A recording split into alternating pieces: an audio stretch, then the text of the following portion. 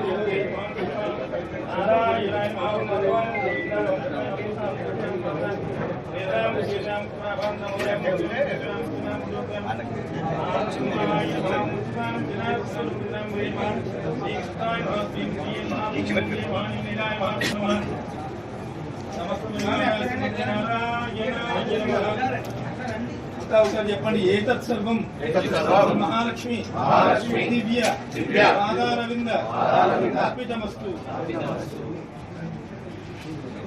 ఓం సంప్రాజ్య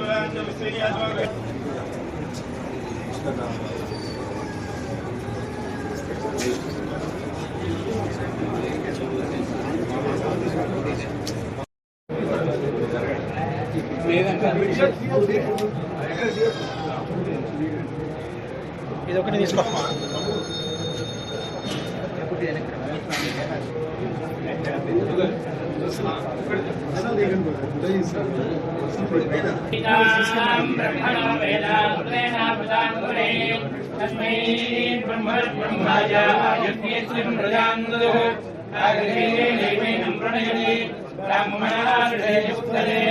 బ్రాహ్మణో why సర్వా దేవతా సర్వావేవైనం దేవతా విద్భరతి యావదేవై దేవతాస్తా సర్వావేద విధి బ్రాహ్మణే వదంతి తస్మాత్ బ్రాహ్మణేభ్యో వేద విద్యో దివే దివే నమస్కుర్యాన్నాశ్రీరంగే ప్రజాం ప్రజాయుషా ప్రజామాయురాయ ప్రజాయుషా ప్రజామాయు ప్రజామాయురాయ ప్రజామాయుద్ధనం ధనమాయ ప్రజామాయుద్ధనం ప్రజావిధిప్రాయాం ఆయుద్ధనం ధనమాయురాయుద్ధనం చ ధనమాయురాయుద్ధనం చ ధనం చ దేవావందే శ్రీదేవాదేవన్వేద్య క్షేమో వైరాశ్రమస్య లీలో వాసః క్షేమమేవావందే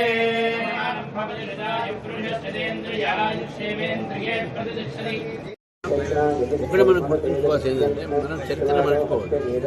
మన ఎట్లా పోయినాయి, ఏ ఒక్క యాక్ట్లో పోయినాయి, ఏ ప్రభుత్వాలు పోయినాయి, ఏ ప్రభుత్వం దాన్ని అంగీకరించింది. మీరు ఈ ప్రశ్న ఏదో మేము వచ్చిన తర్వాత పాత ప్రభుత్వం తీసుకున్న నిర్ణయాన్ని మనం ముందు పెట్టాం అంతే. అది భారతీయ జనతా పార్టీ ప్రభుత్వం చేసింది కాదు. నేను చెప్తానండి, ఇవన్నీ కూడా గతంలో కాంగ్రెస్ పార్టీ బిల్ తీసుకొచ్చినప్పుడు ఇవన్నీ చేశారు. చేసిన తర్వాత దాన్ని సపోర్ట్ చేసింది బీఆర్ఎస్. ఎందుకంటే తెలంగాణ రావాలని తొందరగా చేశారు. ఇప్పుడు ఆ ఒక వాళ్ళు చేసిన పాపాన్ని మా మీద చూస్తే ఎట్లా. కానీ మీరు చెప్పినటువంటి ప్రస్తావన మంచి ప్రస్తావన. దానిపైన డెఫినెట్గా ఇక్కడ ఉన్నటువంటి మనోభావాలు ఏదున్నాయో, దేవాలయాల భూములు ఇతర రాష్ట్రాల్లో పోయినాయి కాబట్టి దాని మీద నా వంతు ప్రయత్నం డెఫినెట్గా చేస్తాను. మనం భద్రాద్రి పోవడం, దేవస్థానం వాళ్ళు వెళ్ళడం, దాడి ఇటీవల దాడి కూడా ఈవో గారి మీద నేను మాట్లాడిన ఫస్ట్ నేనే మాట్లాడిన దాని మీద. ఆ రోజు అదృష్టశాతం నేను తిరుపతిలో ఉండే. నేను ఫస్ట్ స్పందించింది నేనే దాని మీద. Thank you.